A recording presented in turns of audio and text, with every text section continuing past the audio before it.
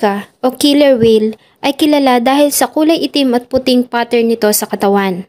Ayon sa pag-aaral, ang mga orca ay mga highly social na uri ng mammals, kaya naman malimit silang makita na magkakasama.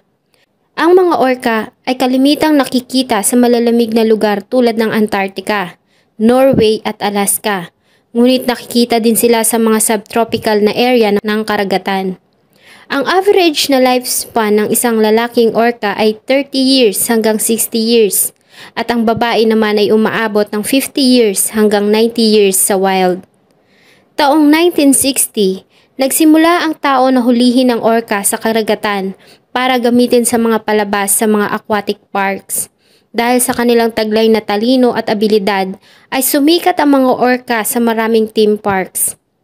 Hinuhuli sila sa karagatan at ikinukulong sa 4 na sulok ng mga malalaking aquariums at pools, malayo sa kanilang mga kauri o kapamilya para sa kagustuhan ng tao na kumita ng pera. Ayon sa mga experts, ang mga orcas ay hindi threat sa mga tao dahil sa wala pa silang narinig ng mga fatal attacks ng mga orcas sa wild. Ngunit ilang mga pangyayari ang naitala kung saan ay ilang mga trainers ang nawala ng buhay sa kamay ng orca. Samahan niyo po akong balikan ng kwento sa masakit na sinapit ng isang sikat na trainer sa isang orca na may pangalang Telikum.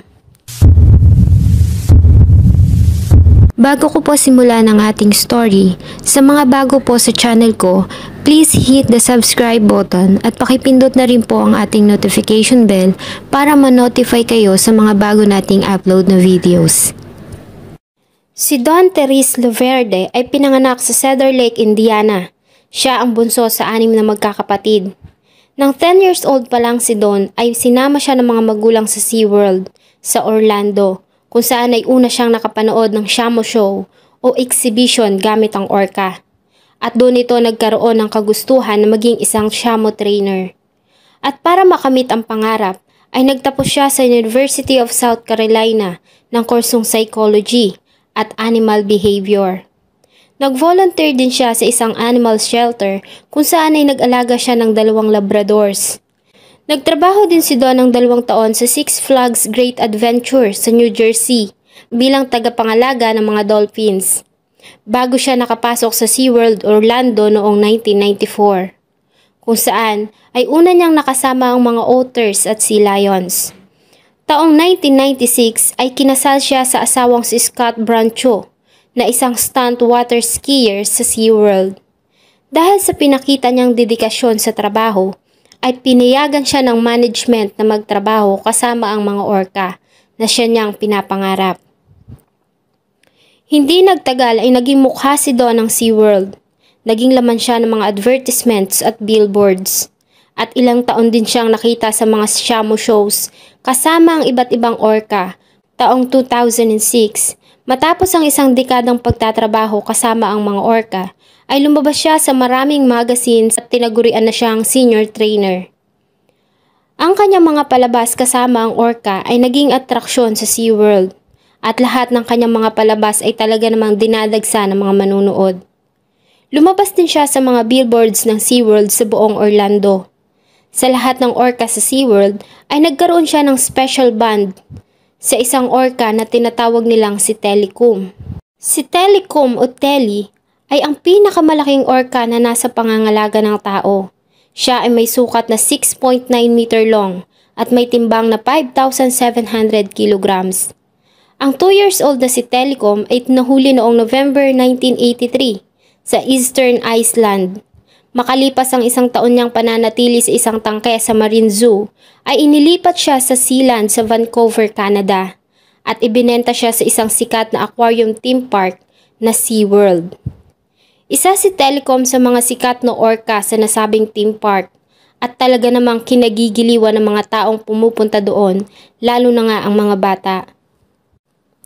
Ayon kay John Hargrove, isa sa mga senior trainer sa SeaWorld, ay may special na relationship si Don at Telikum at alam niya na mahal ni Don ang orca, ganun din naman ang orca dito. Maraming mga shows na rin ang pinagsamahan ni Don at Telikum sa SeaWorld hanggang sa isang pangyayaring gumulat sa marami. Noong February 24, 2010 ay nag-perform si Don at Telecom sa isang show na tinawag na Dine with Shamu, kung saan ang mga bisita ay kakain sa isang open-air restaurant habang nanunood ng performance sa poolside. Katulad ng dati, ay marami ang humanga sa ginawang palabas ni Don at Telecom. Bago matapos ang show, habang nasa gilid ng pool kung saan ay hinihimas ni Don ng kanyang kamay ang ulo ni Telecom, habang nakadapa siya sa isang slide platform na nakalubog sa tubig, ay biglang naghiyawan ng mga tao sa loob ng stadium dahil sa nasaksihan nila ang isang pangyayari na hindi nila inaasahan. Ayon sa pahayag ng mga nakakita, ay nakita nilang hinaklab ni Telecom ang nakataling buhok ni Don. Ang iba naman ay nagsasabing braso ang hinaklab nito bago niya ito hinila sa ilalim ng tubig. Sabi nila ay napakabilis ng pangyayari nang hilahin ni Telecom si Don sa ilalim at ilunod ito. Ang nasabing pangyayari ay nakuhanan ng kamera, ngunit hindi na nila ito inilabas sa publiko. Ang nagulat na mga empleyado ng SeaWorld ay nagkagulo, ngunit walang naglakas ng loob na lumundag sa tubig dahil sa nagwawalang si Telecom. Sinubukan nilang magtapon ng pagkain sa tubig para mabaling ang atensyon nito bago nila siya dinala sa maliit na medical pool kung saan ay mas madali nila itong mapapakalma. Matapos ang 45 minutes ay binitawan ni Telecom ang wala ng buhay na katawan ni Don. Sa autopsy report ay lumabas na namatay si Don sa pagkalunod. Marami din siyang natamong bugbog sa kanyang katawan dahil sa pagwasiwas ng orca sa kanya sa ilalim ng tubig. Nagkabali-bali din ang kanyang spinal cord at nabasag ang kanyang panga at balakang. Ang kanyang anit gal din sa kanyang ulunan at ang kaliwang braso at tuhod niya ay na-dislocate. Si Don ay 40 years old pa lamang nang siya ay mamatay.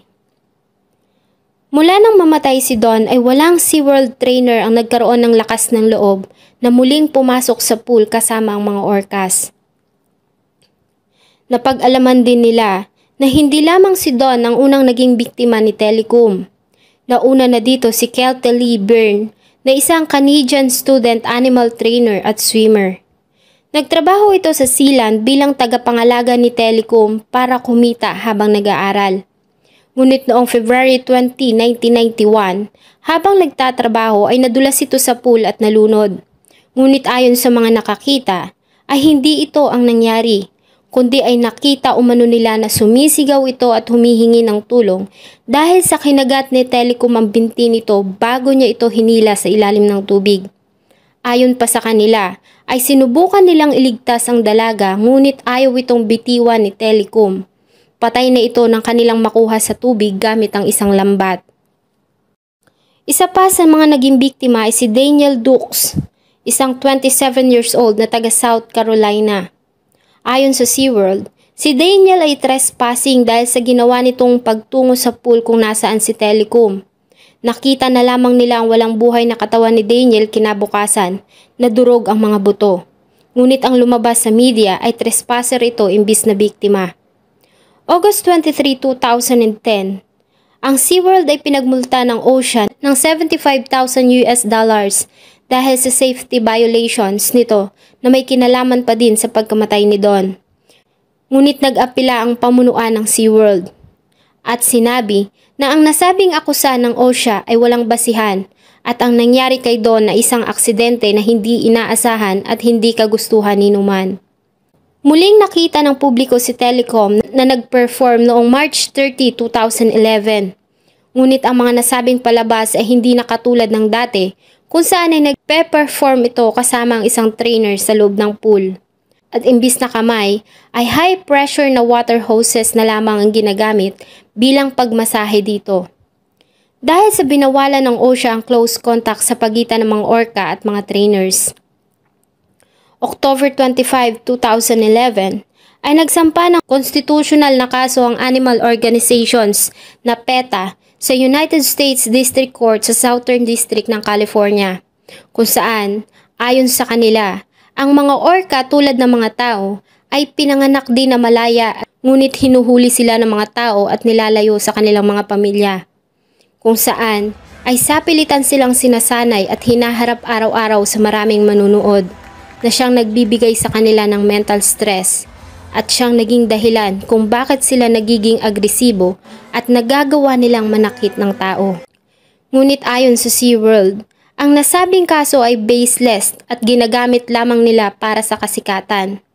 Ang nasabing usapin ay dinismiss ng hukuman dahil sa kawalan ng subject matter jurisdiction at ayon din kay District Judge Jeffrey Miller na ang batas na slavery at involuntary servitude ay applicable lamang sa tao at hindi sa hayop.